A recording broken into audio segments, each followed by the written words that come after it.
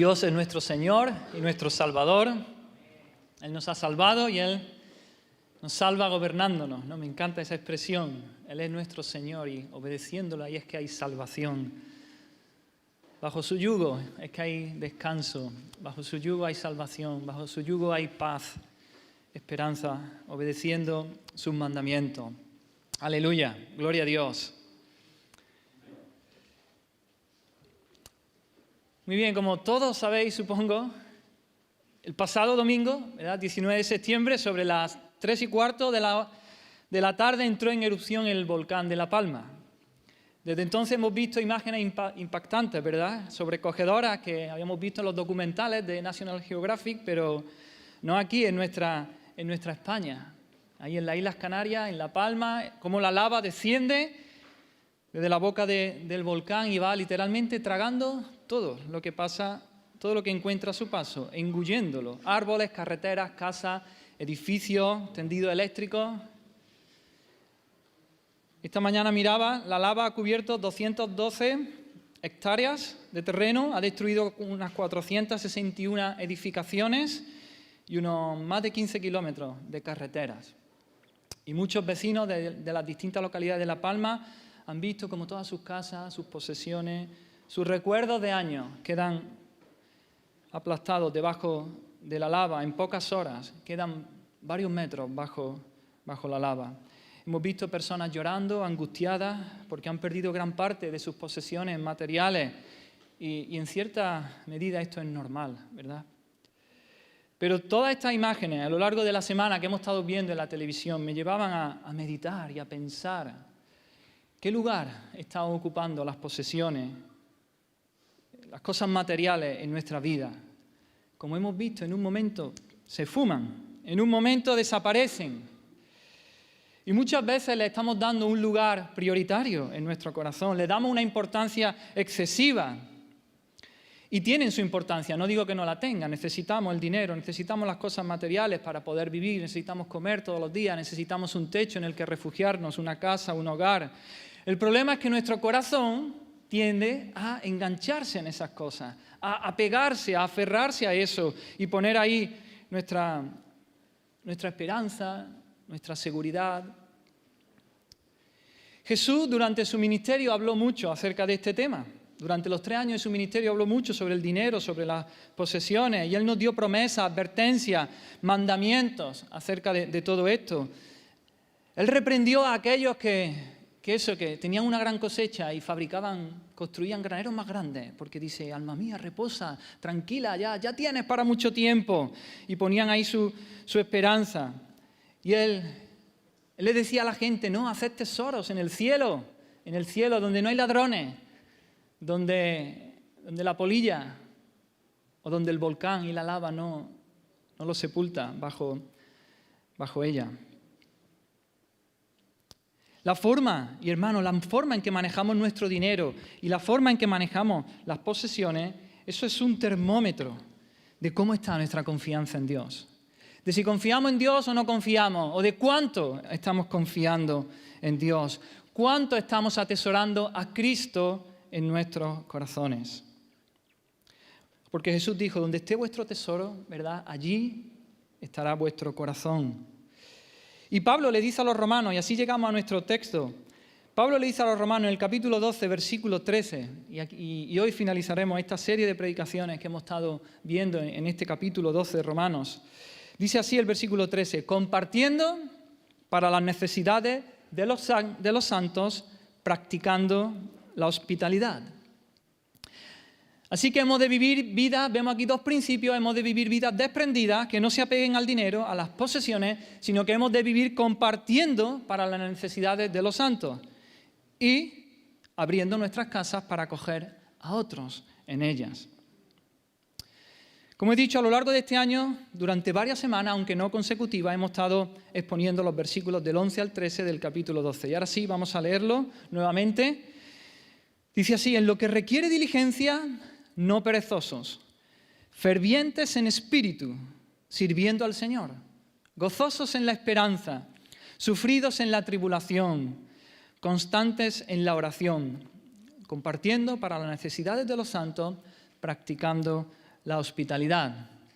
Y comenzamos allá por el 17 de enero, exponiendo en un primer mensaje la esperanza cristiana y cómo esa esperanza es cierta y segura, la esperanza de que nuestro Señor regresará y que estaremos siempre con Él. Y el gozo que esa esperanza produce, un gozo que es profundo, no superficial, un gozo que es espiritual. Más adelante en otro mensaje vimos cómo la tribulación, el sufrimiento, el dolor, la enfermedad, eso es algo normal y mucho más en los hijos de Dios. Pero el cristiano persevera en medio de eso. En medio del sufrimiento, de la tribulación, se prueba su carácter. Y el Señor va haciendo que el carácter de Cristo sea formado en nosotros a través de eso. El siguiente elemento que vimos es la necesidad de la oración, el privilegio que tenemos como hijos de Dios de acercarnos a Dios, de hablar con Dios, de tener comunión, compañerismo con Él, de poder llegar a su presencia y charlar con Dios. Dijimos que nuestra vida ha de estar entregada a la oración, consagrada por entera a esa comunión con Dios. Y en eso habíamos de ser disciplinados y esforzados. Esta oración debe estar guiada por las Escrituras y esta oración no debe ser algo rutinario que hacemos por obligación, sino que nos debe llevar al deleite en Dios, a gozarnos en Dios. Por último, hace unas 4 semanas estuvimos viendo la necesidad de la diligencia, de trabajar esforzadamente. Vimos que el trabajo no es una maldición que vino a raíz de la caída, no. Dios trabaja y nosotros trabajamos. Dios nos ha llamado a trabajar, a expandir el huerto, a contribuir para que el mundo, la sociedad en la que estamos, avance, prospere para el bien de nuestro prójimo y para la gloria de Dios. Hemos de huir de la pereza. Dios aborrece profundamente la pereza porque es contraria a su carácter, al carácter de Dios. Hemos de hacerlo todo con fervor, como para Dios y no para los hombres. Y hoy concluiremos con este versículo 13, compartiendo para las necesidades de los santos y practicando la hospitalidad. Así que 2 principios hemos dicho, compartir para las necesidades y practicar la hospitalidad. Eso es lo que estaremos viendo en esta mañana. Pero antes quiero colocar esto en su contexto. ¿En qué contexto se da este compartir para las necesidades y este abrir nuestras casas, este ser hospitalarios? Y sin duda que es en el contexto del amor. Y para ello vamos a retroceder a los versículos 9 y 10 de este capítulo también. Brevemente vamos a ver lo que ahí dice. Dice así, Romanos 12, 9 y 10. Dice, el amor sea sin fingimiento. Aborreced lo malo, seguid lo bueno. Amaos los unos a los otros con amor fraternal. En cuanto a honra, prefiriéndoos los unos a los otros.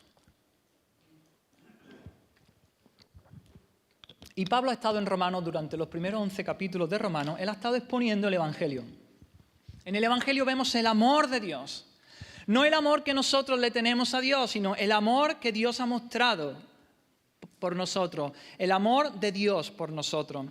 Romanos 5:5 dice que el amor de Dios ha sido derramado en nuestros corazones. Romanos 5:8 dice que Dios muestra su amor para con nosotros. Siendo pecadores, murió por nosotros.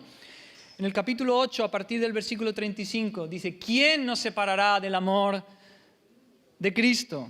Ni tribulación, ni angustia, ni persecución, ni hambre, nada. Ante estas cosas somos más que vencedores por medio de aquel que nos amó. Por lo cual estoy seguro de que ni la muerte, ni la vida, ni ángeles, ni principados, ni lo presente, ni lo porvenir, ni lo alto, ni lo profundo, nada de nada, ninguna otra cosa creada nos podrá separar del amor de Dios que es en Cristo Jesús, Señor nuestro. Así que ha estado hablando sobre el amor de Dios que Dios tiene para con nosotros. Y a partir del versículo 12 desciende y comienza una sección eminentemente práctica.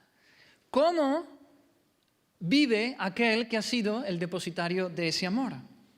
Ese amor mostrado por Dios el Padre en Cristo Jesús y aplicado a nosotros por el Espíritu Santo nos afecta, nos cambia, nos hace nacer de nuevo, nos hace una nueva persona, una nueva criatura. ¿Cómo viven aquellos que han recibido las misericordias de Dios? ¿Cómo viven los que han sido los depositarios del amor divino? Eso es lo que comienza ahora Pablo en el versículo 12 a hablar. ¿Cómo se vive el Evangelio? Y en el versículo 1 del capítulo 12 nos dice, un texto muy conocido también, hermanos, os ruego por las misericordias de Dios, que presentéis vuestros cuerpos en sacrificio vivo, santo, agradable a Dios, que es vuestro culto racional. Así que, ¿cómo viven? ¿Cómo viven los que han sido depositarios de las misericordias de Dios, del amor de Dios? Viven con una entrega total a Dios. Todo nuestro ser entregado a Dios. Y nos dice ahí Pablo que esa es la única respuesta razonable a las misericordias de Dios. Dice, vuestro culto racional literalmente es vuestra adoración lógica. Lo lógico. Si hemos recibido ese amor, lo lógico es entregar toda nuestra vida para vivir para Dios. Dios nos ha amado, hermanos, de tal manera que dio a su Hijo. Hemos sido los receptores de su misericordia y ahora nosotros le amamos a Él porque Él nos amó a nosotros primero. De manera que Dios nos ama y nosotros le amamos. Esta es una relación vertical de amor. Dios primero nos ama y nosotros respondemos en amor a Dios. Pero ese amor inmediatamente se manifiesta en otra dimensión, en una dimensión horizontal. Es el amor por los hermanos, el amor por la iglesia, el amor por la familia de Dios, el amor por el cuerpo de Cristo, la esposa de Cristo. Como dice en el versículo 5 de ese capítulo 12 de Romanos, somos un cuerpo en Cristo y todos miembros los unos de los otros. Y ese amor se manifiesta también, como vemos ahí, cuando habla de los dones, versículos 4 al 8, poniendo en práctica nuestros dones en medio del contexto de la iglesia para la edificación del cuerpo de Cristo. Así que no podemos desconectar nuestro amor por Dios del amor por los hermanos. Es imposible, es imposible. No, Jesús nos dijo, un mandamiento nuevo os doy, que os améis unos a otros. Como yo os he amado, que así también os améis los unos a los otros. Y en esto conocerán todos que sois mis discípulos, si tuviereis amor los unos por los otros. El apóstol Juan en su primera carta es más radical. Dice, amémonos, amados, amémonos unos a otros, porque el amor es de Dios. El amor es de Dios. Y todo aquel que ama ha nacido de Dios, porque ha recibido ese amor de Dios. Y conoce a Dios. Dice, el que no ama, pues no ha conocido a Dios, porque Dios es amor. Y más adelante, en el capítulo 4, dice, si alguno dice, yo amo a Dios, y aborrece a su hermano, pues es mentiroso. Pues el que no ama a su hermano a quien ha visto, ¿cómo puede amar a Dios a quien no ha visto?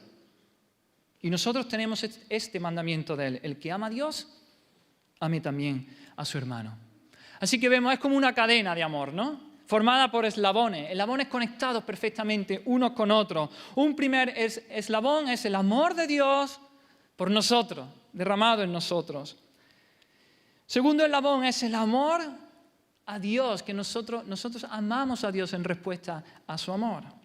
Y un tercer eslabón sería el amor que nosotros mostramos por nuestros hermanos, consecuencia, resultado del amor que Dios ha tenido con nosotros. Y vamos a ver estos versículos 9 y 10 rápidamente. No vamos a entrar en detalle cómo debe ser ese amor por nuestros hermanos. Lo primero que dice es que sea sin fingimiento. Es que sea un amor que no es hipócrita, que sea un amor sincero. La hipocresía y el amor son antagónicos, son contrarios, porque el hipócrita lo que hace es representar un papel.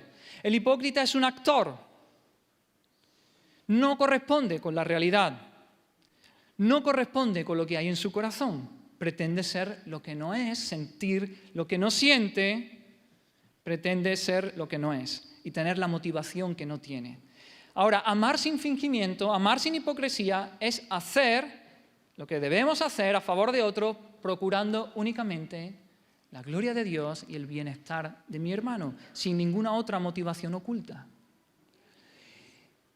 El apóstol Pedro dice lo mismo en su carta, en su primera carta. Dice, habiendo purificado vuestras almas por la obediencia a la verdad mediante el Espíritu, ¿no? Esto es la conversión, cuando venimos a Cristo, dice, para el amor fraternal, esto lo veremos más adelante, el amor de familia, no fingido, sincero, que no es hipócrita.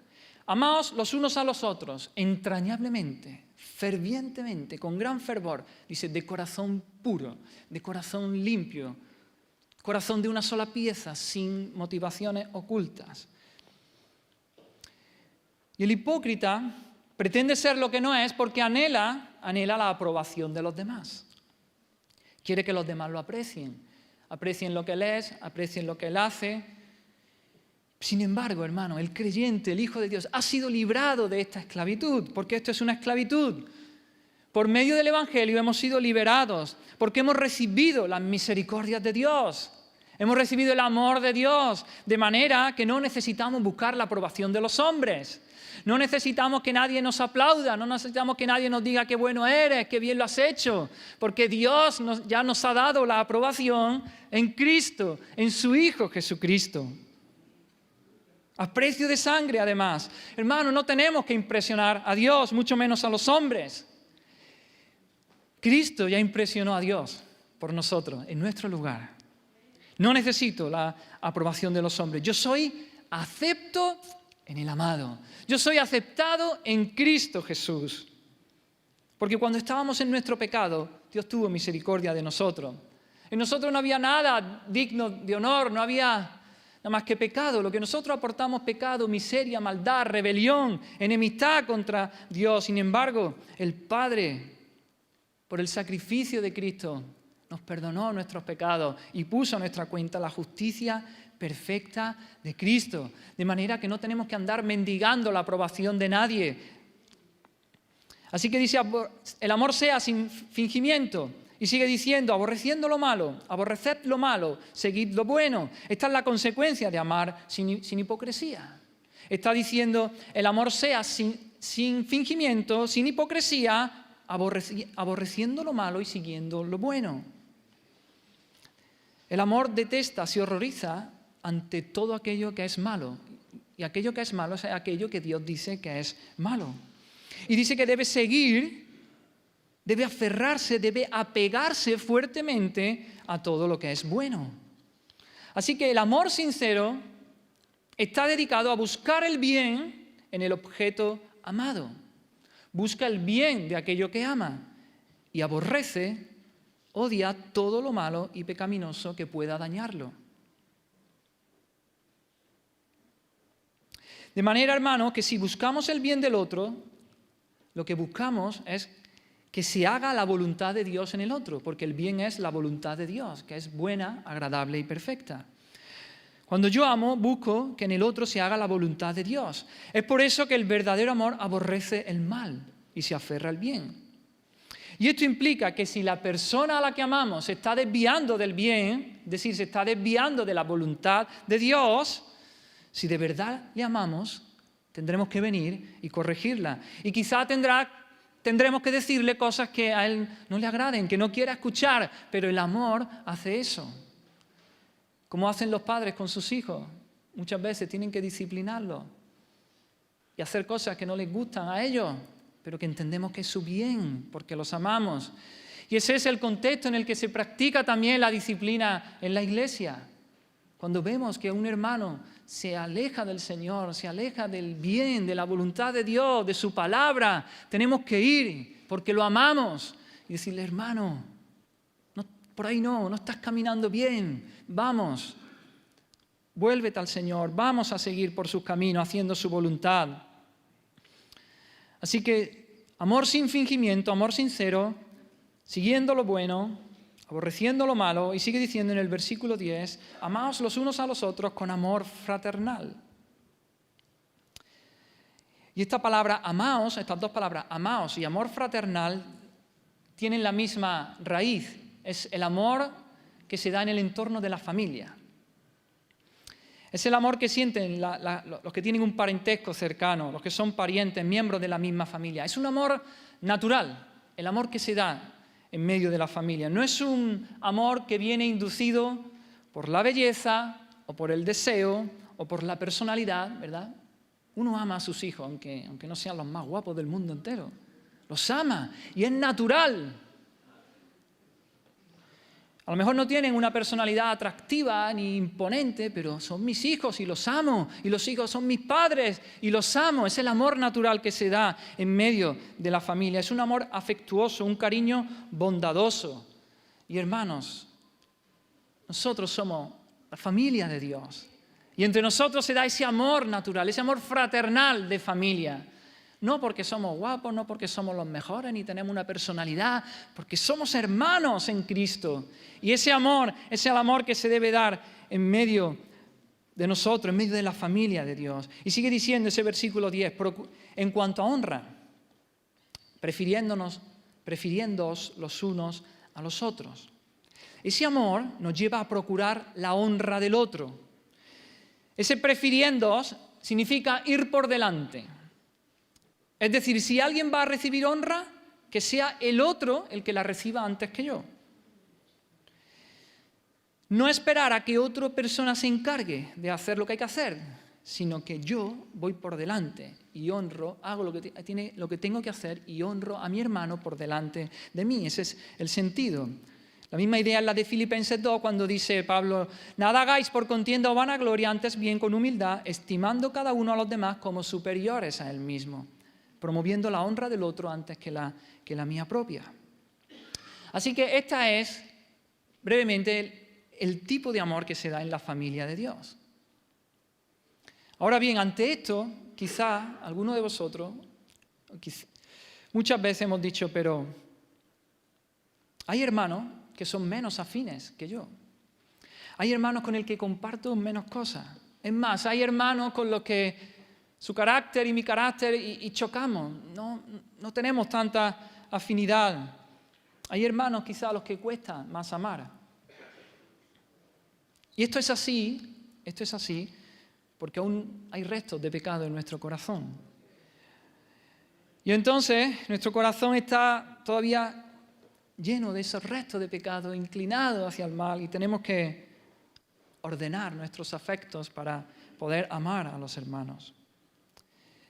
Ahora bien, Dios puede ordenarnos, digamos, Dios no nos puede ordenar a amar así a nuestros hermanos. Si es algo, mira, es que no me sale, es que no me surge, es que no lo siento. Por supuesto que sí, Dios nos lo puede ordenar. De hecho, Dios a lo largo de la Escritura ordena muchas cosas que tenemos que hacer y que quizás no nos surgen, no nos salen, no nos brotan, ¿verdad? El Señor nos manda a gozarnos en Él, ¿no? Regocijaos en el Señor. El Señor nos manda a sentir dolor, empatía por aquel que está sufriendo. Llorad con los que lloran. El Señor nos ordena a sentir gratitud, sed agradecidos. El Señor nos llama a sentir remordimiento, dolor por nuestro pecado. Dice, afligíos, lamentad y llorad. Pero entonces, ¿qué hacer? ¿Qué hacer cuando no siento esa clase de amor por un hermano en Cristo? Pues hermanos, debemos acudir al Evangelio, nuevamente. Debemos acudir al Evangelio. Hemos de llevar nuestros pensamientos a las verdades del Evangelio, para que esas verdades en nuestro corazón hagan surgir en nosotros ese amor afectuoso, ese amor fraternal con el que Pablo nos llama aquí y que debemos amarnos los unos a los otros. Hermano, piensa en ese hermano al que te cuesta amar y piensa que Dios el Padre, Dios el Hijo, Dios el Espíritu Santo en la eternidad pasada tomaron la decisión de amarlo, aún a pesar de todos sus pecados, de todos sus defectos, de su carácter. Decidieron que Cristo derramara su sangre en la cruz y hacerlo suyo y salvarlo. El Espíritu Santo le abrió los ojos, le cambió el corazón de piedra por uno de carne, para que ese hermano viniera a Cristo en arrepentimiento y en fe. Recuerda que fue comprado con la sangre de Cristo, al igual que tú. Que Dios es su Padre y Dios es tu Padre. Que tenemos el mismo Padre. Que Jesús es su Salvador y Jesús es tu Salvador. La misma sangre que lo compró a Él, te compró a ti. Que el mismo Espíritu Santo que mora en Él, que habita en Él, habita en ti. Que el mismo amor de Dios que fluye hacia ti, fluye hacia Él, que Él es tu hermano, que por siempre viviremos en la misma familia, por siempre viviremos en la presencia de Dios, adorándole, exaltándole a nuestro Padre.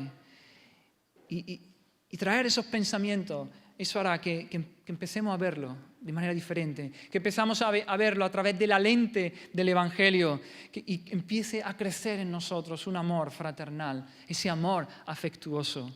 Hermanos, hemos de amarnos así, hemos de de recordar las verdades del Evangelio, hemos de esforzarnos en eso y amarnos con ese amor fraternal, ese amor afectuoso los unos para los otros. Así que ese es el contexto de estos dos principios, compartir para las necesidades de los santos y la hospitalidad, abrir nuestras casas.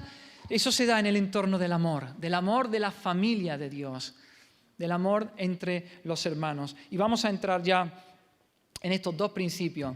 El primero dice, compartiendo para las necesidades de los santos. Así que ese amor genuino, ese amor sincero, no se expresa en un mero sentimentalismo, ¿no? Sino que ese amor se expresa con acciones. Acciones de bondad, de cariño, satisfacer las necesidades, como aquí se nos dice. Este mundo está empeñado en obtener, en acumular, en tener cada vez más. El Hijo de Dios no hace eso. El Hijo de Dios está empeñado en dar, en compartir. La tónica de la vida de un hijo de Dios es ser generoso, es hacia afuera, dar, ser desprendido, ser generosos. Por eso debemos vigilar nuestro corazón, que no se apegue a las posesiones, que no se apegue a las cosas materiales. La palabra compartiendo que dice ahí es koinoneo, viene de koinonía, de compañerismo, comunión, de tener vínculos, de estar asociados. La idea es ser socios.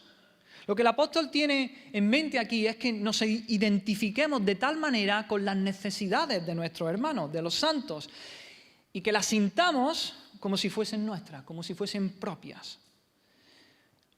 Que seamos socios en las necesidades de los otros, en la necesidad de mi hermano. No significa que mi hermano tiene una necesidad y entonces yo comparto algo con él. Este pareciera ser el sentido, pero no es este. Es que la necesidad de mi hermano es también la mía. Yo comparto su necesidad con él. Su necesidad es mi necesidad. Y este espíritu de compartir se hizo evidente en la iglesia primitiva, ¿no? Después del día de Pentecostés, cuando los discípulos fueron llenos del Espíritu Santo. Pedro sale, predica allí en medio de la fiesta de Pentecostés y dice que 3.000 personas se entregaron al Señor, conocieron al Señor. Inmediatamente allí los capítulos 2 de Hechos y 4 nos dicen que todos perseveraban en la doctrina de los apóstoles, en la comunión unos con otros, en el partimiento del pan y en las oraciones. Y todos los que habían creído estaban juntos y tenían en común todas las cosas y vendían sus propiedades y sus bienes y los repartían a todos según la necesidad de cada uno. Y la multitud de los que habían creído eran de un corazón y de un alma. Y ninguno decía ser suyo propio nada de lo que poseía, sino que tenían todas las cosas en común.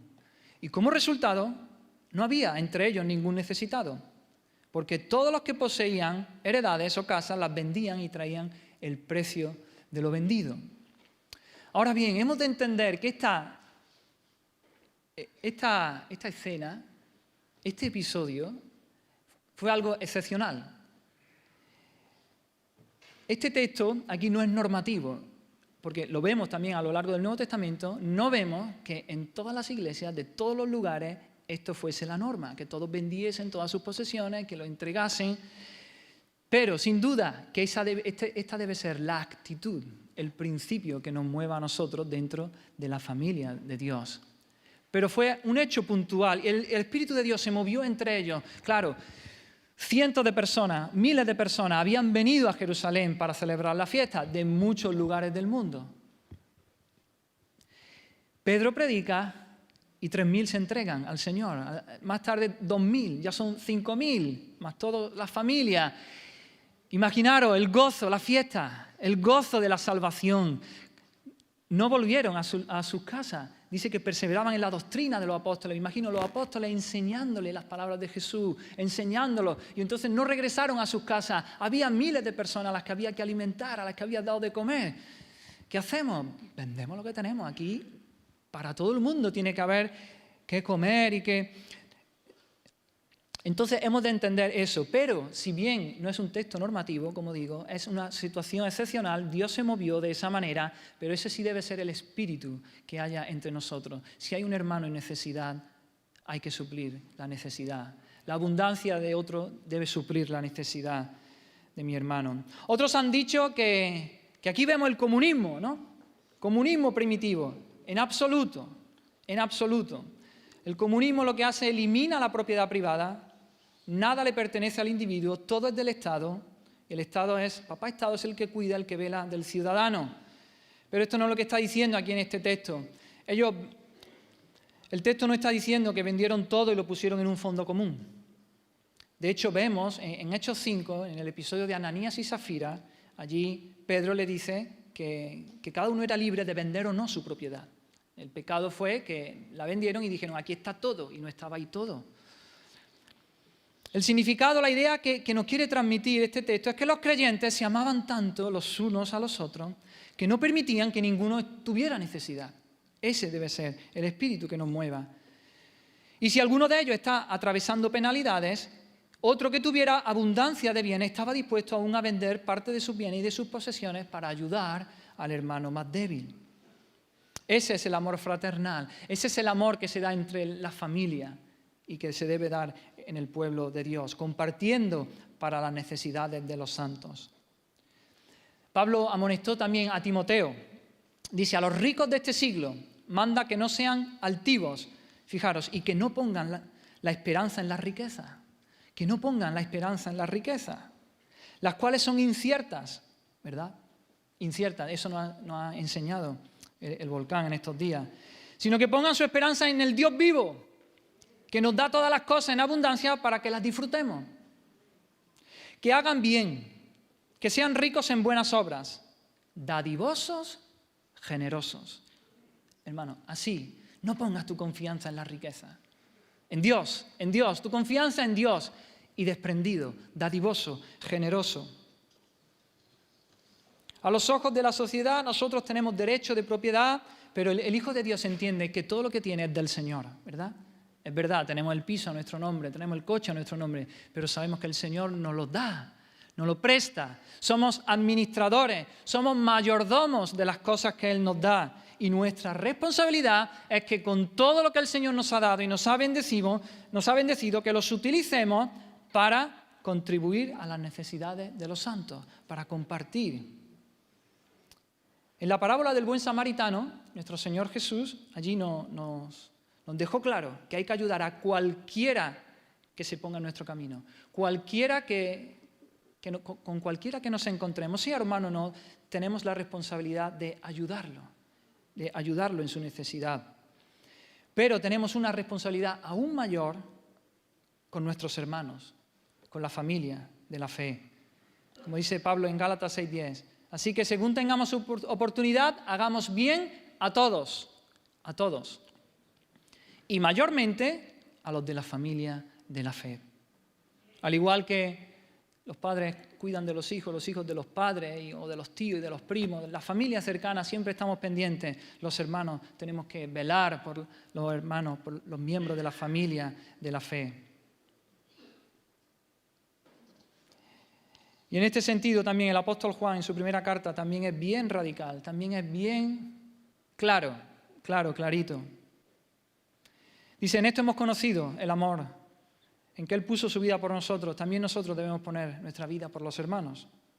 Pero el que tiene bienes de este mundo y ve a su hermano tener necesidad y cierra su corazón contra él, ¿cómo mora el amor de Dios en él? Hijos míos, no amemos de palabra ni de lengua, sino de hecho y en verdad. No podemos decir que amamos a Dios y que haya un hermano pasándolo mal en necesidad. Hemos de ayudar, contribuir para sus necesidades y suplirlas. Y aquí un ejemplo histórico que vemos en la Escritura excelente, con el cual me he emocionado en estos días. Me he emocionado, se me ponen los pelos de punta viendo el ejemplo de los macedonios. Los macedonios dieron una ofrenda a Pablo. Pablo estaba recogiendo una ofrenda para los necesitados en Jerusalén, ¿recordáis? Y los macedonios hicieron una ofrenda espectacular. Dice en 2 Corintios 8, versículos del 1 al 4. Vamos a leerlo. 2 Corintios 8, del 1 al 4.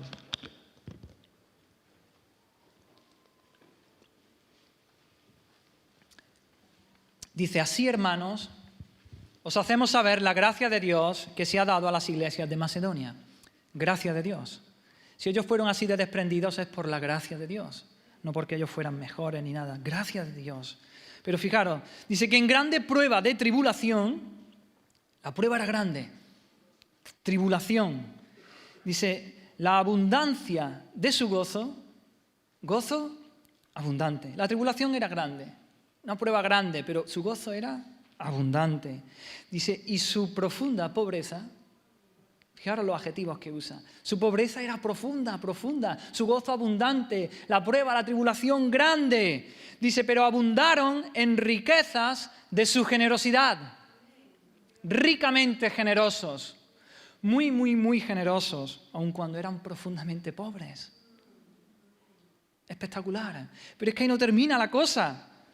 Dice, pues doy testimonio de que con agrado,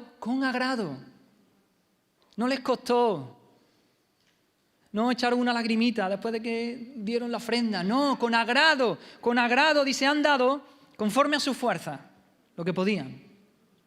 De hecho, este es el principio para la ofrenda. Uno debe dar de lo que tiene, no de lo que no tiene. Pero estos hermanos se salieron conforme a sus fuerzas. Dice, y aún más allá de sus fuerzas. Es decir, no dieron solamente lo que podían, sino que dieron más. Era tal el gozo que ellos tenían, que en su profunda pobreza, en su tribulación, ellos dieron más allá de su fuerza. Pero es que no termina la cosa. Dice, pidiéndonos con muchos ruegos. Ellos decían, por favor, te lo ruego, por favor, pidiéndonos con muchos ruegos que les concediésemos el privilegio, es un privilegio, compartir para las necesidades de los santos. Decían, por favor, pero es que no me quita este privilegio, no me quita este gozo, por favor, que yo quiero, rogándonos, pidiéndonos que les concediésemos el privilegio de participar en este servicio para los santos. ¡Oh, qué texto! ¿Cuántas cosas podemos aprender ahí? La actitud con la que hacerla, en medio de la dificultad, de la prueba, de la tribulación, en medio de lo que sea, gozo abundante. Generoso, dadivoso, desprendido para suplir las necesidades de sus hermanos. Ahora bien, aquí también quiero hacer una aclaración o una matización. Estamos hablando de necesidades reales, de hermanos que lo están pasando mal realmente, no de aquellos que quieren darse un capricho o aquellos que no quieren trabajar. No que no pueden trabajar, no que no encuentran trabajo, no que hay crisis, sino que no quieren trabajar. La Biblia pone límites a esta ayuda también. Y el límite está, dice, con los ociosos, es decir, el que no quiere trabajar, el perezoso, y con los que viven una vida desordenada, que no hay orden en su vida. Y por lo tanto, de ahí viene su necesidad de que no hay orden en su vida. A estas personas hay que ayudarlos, a animarles a que trabajen y a animarlos a que pongan orden en su vida. Y quizá hay que sentarse con ellos, ¿no? Y hacer un presupuesto, decir, ¿qué dinero te entra? ¿Qué puedes gastar? ¿Qué no puedes gastar? ¿En qué hay que gastarlo? Pablo le dice a los tesalonicenses, os rogamos, hermanos, que amonestéis a los ociosos, ¿no? Al que no trabaja. Y en su segunda carta a los tesalonicenses dice también, porque cuando estábamos con vosotros ordenábamos esto, que si alguno no quiere trabajar, que tampoco coma. Porque oímos que algunos de entre vosotros andan desordenadamente, no trabajando en nada, sino entremetiéndose en lo ajeno. A los tales mandamos y exhortamos por nuestro Señor Jesucristo. Se pone serio Pablo. Os mandamos y exhortamos, y dice por nuestro Señor Jesucristo, pone a Cristo por testigo, de que trabajando sosegadamente coman su propio pan. Así que, hermanos, ¿por qué compartir? ¿Por qué compartir con las necesidades de los santos? ¿Cuál es el fundamento para nuestra generosidad que debe haber? ¿Cuál debe ser nuestra motivación para dar, para ser desprendidos? Nuestra motivación, nuestro fundamento es que Dios ha sido muy generoso con nosotros. Que Dios se ha dado. Que Dios ha mostrado su generosidad con nosotros al darnos al Hijo, a darnos a Jesucristo para nuestra salvación. Porque de tal manera amó Dios al mundo, que ha dado. Y ha dado lo más precioso que Él tenía, a su Hijo Jesucristo, a su Hijo unigénito. Dios envió a su Hijo al mundo. Nosotros éramos los más necesitados del universo, muertos, perdidos, en la miseria, en el pozo de la desesperación, en el lodo cenagoso. Allí estábamos. Y Dios, que es sumamente generoso, nos dio al Hijo. Se nos dio Él mismo en el Hijo. Compartió de sí mismo para nuestra necesidad y así salvarnos. Porque ya conocéis la gracia de nuestro Señor Jesucristo, que por amor a vosotros se hizo pobre, siendo rico, para que vosotros con su pobreza fueseis enriquecidos. El Señor nos ha enriquecido, hermanos. Siendo pobres, miserables, se nos ha dado y nos ha enriquecido. Así que, hermano, ¿cómo estás en esta área de compartir para las necesidades? ¿Eres generoso? ¿Eres desprendido? ¿Cómo está tu corazón? Examínate, deja que el Espíritu Santo te examine. ¿Estás apegado mucho a las cosas materiales, al dinero? ¿Tu confianza, tu descanso está ahí en la cuenta del banco o en tus posesiones? Oh, hermano, no pongamos nuestra confianza en estas cosas. No pongamos nuestra esperanza en las riquezas. Trabajemos y en la medida que Dios te prospere, aumenta tus posesiones. No digo que no. Ahora, no pongas tu confianza en ellas. No pongas tu seguridad y tu tranquilidad en ellas. Sino, ¿tienes más? Pues el Señor te ha bendecido para dar más, para bendecir con más, para dar al Señor, para dar a su obra, para compartir con los necesitados. La orientación del cristiano debe ser no debe ser trabajar para tener, sino trabajar para tener, para dar.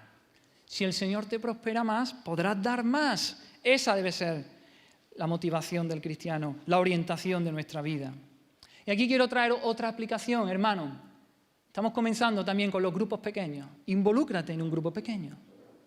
Este es un buen contexto para esto que estamos viendo. Ahí en ese grupo pequeño nos conocemos mejor los unos a los otros. Conocemos de cerca cuáles son las necesidades de los hermanos unos a otros. Y tanto si estás en necesidad como si estás en abundancia, pues involúcrate en la medida de tus posibilidades en un grupo pequeño. Si tienes mucho, vas a poder ver y discernir las necesidades de tu hermano y vas a poder dar. Si estás en necesidad, ahí en el grupo pequeño se va a conocer y los hermanos te van a apoyar seguro y van a suplir tu necesidad. Ese es el contexto de comunión, de coinonía, de compañerismo, de fraternidad y de amor entre los hermanos. No pienses solo, lo hemos dicho muchas veces, no pienses solo en lo que te va a aportar a ti el grupo pequeño. Piensa en lo que el cristiano da. El cristiano no recibe, no acumula, el cristiano da, porque el amor de Dios ha sido derramado en nuestros corazones y ahora nosotros damos y damos y damos. Involúcrate en cualquier cosa, en cualquier área de la iglesia para dar. Y dando, recibimos, claro que sí. Dando, cuando luego dices, ¡guau! Me voy bendecido, el Señor me ha hablado, el Señor ha sentido el gozo, el Señor nos da a nosotros también, claro que sí. Y llegamos al segundo principio, que dice, practicando la hospitalidad.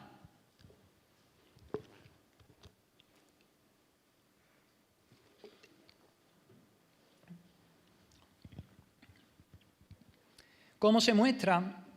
Así como se debe mostrar la generosidad a los necesitados, a las visitas se le debe mostrar hospitalidad gratuita, por supuesto. Hospitalidad. Debemos abrir nuestras casas y acogerlos de una manera desinteresada. Literalmente significa amor a los extraños. Esa palabra hospitalidad es amor a los extraños o amor al extranjero, a los extranjeros. Y la palabra practicando nos lleva a una escena en una carrera. Esa palabra practicando es literalmente apresurarse, correr, andar detrás de algo, seguir, correr en pos, perseguir. Así que podríamos traducir como persiguiendo la hospitalidad, persiguiendo el amor por el extraño o por el extranjero. Hemos de buscar oportunidades para ayudar a los extraños. No debemos esperar a que nos vengan. Dice ir tras eso, perseguirlo. En los días estos en los que escribe Pablo, La hospitalidad era fundamental, era importantísima, porque había pocas posadas en las que hacer noche, además eran muy costosas, muchas veces distaban mucha distancia, muchos kilómetros, unas de otras, y en la mayoría de los casos también eran peligrosas. Pasar la noche allí era peligroso y era desagradable también. Así que las familias cristianas tenían la costumbre de abrir sus casas, abrir sus hogares para sus hermanos cristianos, cuando llegasen a su ciudad o a su pueblo, pues se alojasen en sus casas el tiempo que fuera necesario y luego enviarlos también hacia el siguiente lugar. Había predicadores y maestros itinerantes que iban de una ciudad a otra, de un pueblo a otro, y dependían de esto, dependían del apoyo de sus hermanos. Salían sin nada, como Jesús envió a los discípulos, ¿os acordáis? Sin nada. A la casa donde entréis, allí os quedáis, si os recibieren, os hospedáis allí. Salían con lo justo para el viaje, llegaban a una ciudad, allí se hospedaban en casa de un hermano, les daba todo, comida, sustento, el cobijo, y luego le daban lo necesario para la siguiente ciudad. Y en la siguiente ciudad el otro hermano tomaba el testigo, y así salían sin nada, pero el Señor los sostenía por medio de la familia de la fe. Y aquí hay un ejemplo también extraordinario, el ejemplo de Gayo, de nuestro hermano Gayo. El apóstol Juan, en su tercera carta, nos habla de él. Le dice a Gayo: amado, fielmente te conduces cuando prestas algún servicio a los hermanos. Está hablando de esto. Especialmente a los desconocidos. Eran desconocidos, pero eran hermanos en Cristo, pero que no los conocía. Los cuales han dado ante la iglesia testimonio de tu amor. Y harás bien en encaminarlos como es digno de su servicio a Dios, para que continúen su viaje. ¿Veis? Iban sirviendo a Dios de un lugar a otro, y dice: encamínalos para que continúen su viaje. Porque ellos salieron por amor del nombre de Él. Ellos salieron por amor a Cristo, sin aceptar nada de los gentiles. Nosotros, pues, debemos acoger a tales personas, dice, para que cooperemos con la verdad. Aquí tenemos un testimonio de lo que es abrir nuestros hogares. Pedro también dice en su carta: hospedaos los unos a los otros sin murmuraciones. Es decir, no a regañadientes, sino con gusto. Abrimos nuestra casa no a regañadientes, sino con gusto. Hemos de considerar la hospitalidad como un privilegio, no como un deber pesado. Hemos de buscar, de ir tras la hospitalidad, sin murmurar, sin quejas, sino perseguirla. El autor de Hebreos nos dice: no os olvidéis, hermanos, de la hospitalidad. Por favor, no os olvidéis de abrir vuestras casas. Dice, porque por ella algunos, sin saberlo, hospedaron ángeles, ¿no? Y aquí me vienen también a la mente las palabras de Jesús, ¿no? Cuando Él cuenta la escena del juicio final, y tanto unos como otros le dicen: pero Señor, ¿cuándo te vimos en necesidad y te alimentamos? ¿Y cuándo te vimos en la calle y te acogimos? Y Jesús le dice: cuando lo hiciste a uno de estos pequeños, a mí me lo hicisteis. Una de las características también de los líderes en la iglesia, de los pastores, de los maestros, de los obispos y de los ancianos, es esta: ser hospedador, ser hospedador. Así que aquí tenemos que tomar nota, ¿no? Nosotros. Y volvemos a hacernos la misma pregunta: ¿por qué ser hospitalarios, hermanos? ¿Cuál es el fundamento de nuestra hospitalidad? ¿Cuál debe ser la motivación que nos lleve a abrir nuestras casas y nuestros hogares? Nuevamente respondemos lo mismo, pues la hospitalidad que Dios ha tenido con nosotros. Él nos recibió cuando aún éramos pecadores. Él abrió las puertas de su casa de par en par cuando estábamos muertos en nuestros delitos y pecados. Y no porque lo mereciésemos, pues éramos enemigos, rebeldes, sino por su bondad, por su gracia, para su gloria. En Efesios 2, fijaros lo que dice, por tanto acordaos de que en otro tiempo vosotros estabais sin Cristo, sin esperanza y sin Dios en el mundo.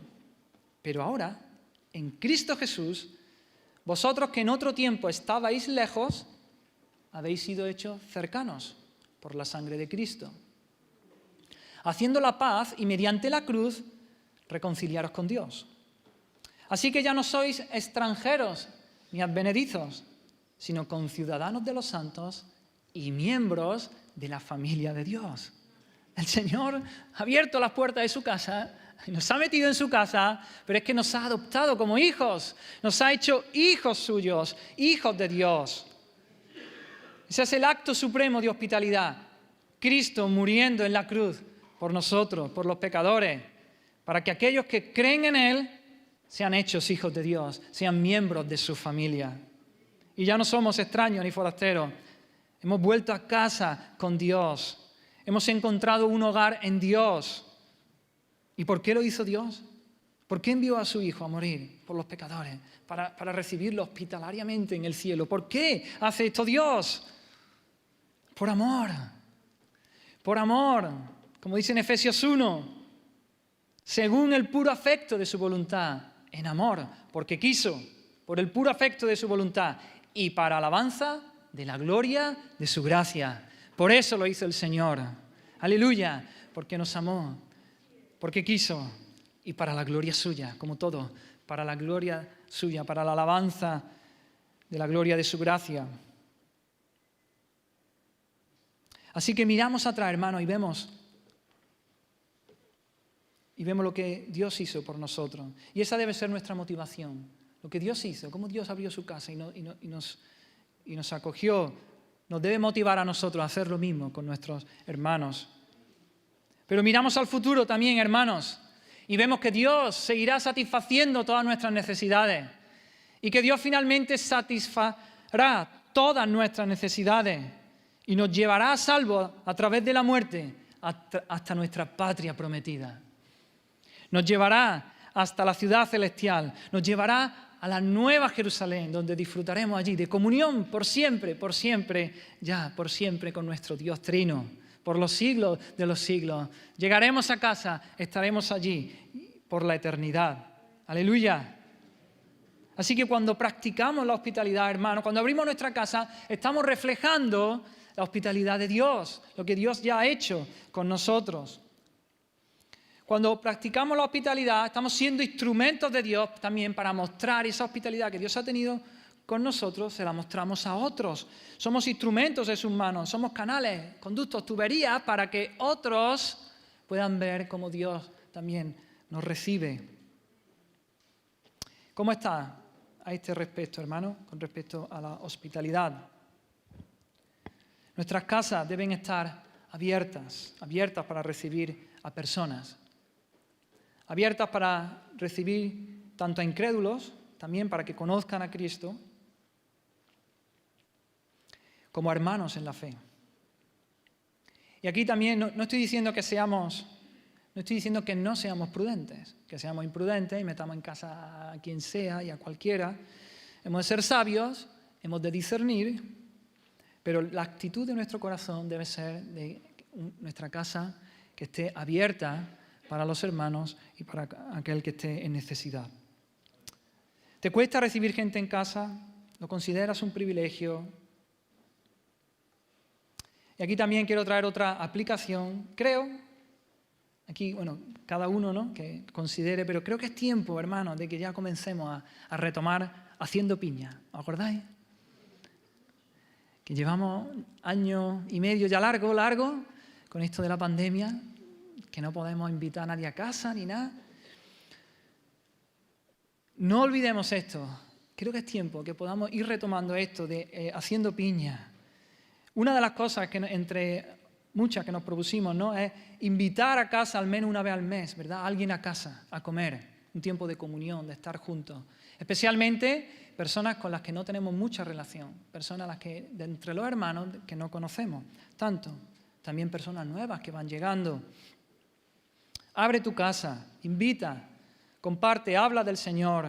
Pero no solo esto, también abramos nuestras casas, invitemos a vecinos, amigos, familiares, compañeros de trabajo que no conocen al Señor. Invitémoslos a casa. Ese es un entorno, ¿verdad?, distendido. La gente no está ahí con su escudo y a la defensiva, sino que abren su corazón. Podemos invitar a un hermano y juntos invitar a un vecino, a un amigo, y ahí, haciendo una tarta, tomando un café, lo que sea, poder compartir de nuestra fe. Tengamos casas abiertas. Amén, hermanos. Bien, y para concluir, recogiendo todo lo visto en estos 5 mensajes, creo, hermanos, como ya he dicho en otras ocasiones, que en los próximos años vienen tiempos difíciles para todos, pero especialmente para la Iglesia, para el pueblo de Dios. Hemos de agarrarnos firmemente a nuestro Dios, a nuestras convicciones, a la palabra, a lo que creemos. Hemos de vivir en una continua y total dependencia de Dios en oración. Así hemos de vivir, hermano. Hemos de entregarnos y consagrarnos a ella, a la oración, para no perder la perspectiva de las cosas. Para que nuestra mirada esté puesta con gozo en la esperanza gloriosa, futura, cierta y segura del regreso de nuestro Señor y de nuestra reunión con Él. Hemos de perseverar en estas cosas, hermanos, para estar firmes. Si no es así, hermanos, en medio de la tribulación, en medio del dolor y sufrimiento que va a venir, que vamos a sufrir, no perseveraremos, no podremos perseverar. No podremos soportar todo lo que viene y apostataremos de la fe.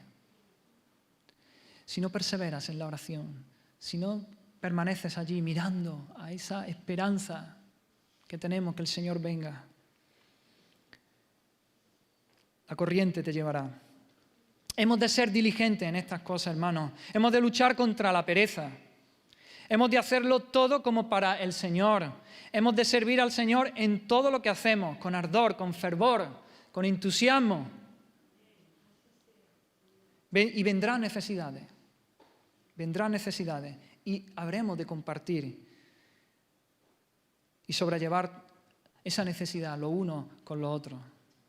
Y quizá, no sé, quizá llegue el momento también incluso que tengamos que vender propiedades para atender las necesidades de los hermanos de unos con otros. Y lo haremos con gozo. El que tenga más con el que tenga menos. Quizás llegue el momento también que tengamos que abrir nuestras casas para hospedar a aquel que lo necesite, aquel que venga y que esté en necesidad. Estemos aferrados al Señor en oración, nuestra esperanza futura, seamos diligentes, esforzados, no perezosos. El Hijo de Dios no puede ser perezoso, hermano. Y tengamos en mente esto, compartir con la necesidad de abrir nuestras casas para nuestros hermanos. Amén. Bien, vamos a orar. Señor, gracias por tu palabra una vez más, Señor.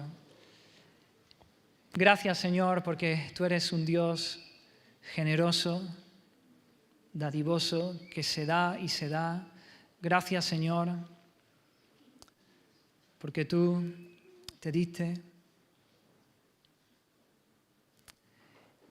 Ayúdanos, Señor, a perseverar en esto, Señor. Queremos ser como tú en dar, en ser generosos, Señor. Líbranos, Señor, de que nuestro corazón se apegue, Señor, a lo material, al dinero, a las cosas de este mundo, Señor. En un momento desaparecen, en un momento se van, Señor. Pero tú permaneces para siempre, Señor. Oh, Señor, Espíritu Santo, redargúyenos. Señálanos nuestro pecado, Señor. Si estamos confiando en exceso, si estamos anclando nuestra vida, Señor, en la cuenta del banco, o en el piso, o en la casa, o en lo que sea, Señor, o en nuestro trabajo. Oh, Señor, sácanos eso. Señálanoslo, Señor. Nos arrepentimos, Señor. Te pedimos perdón, Señor. Tú eres nuestra confianza, tú eres nuestro descanso, tú eres nuestra paz, tú eres nuestra seguridad, Señor. En ti confiamos. Oh, Señor, haznos también generosos para abrir nuestros hogares y nuestras casas, Señor. Oh, Señor, haznos crecer en esta área, Señor. Que podamos abrir nuestras casas, Señor, aún para los incrédulos, Señor.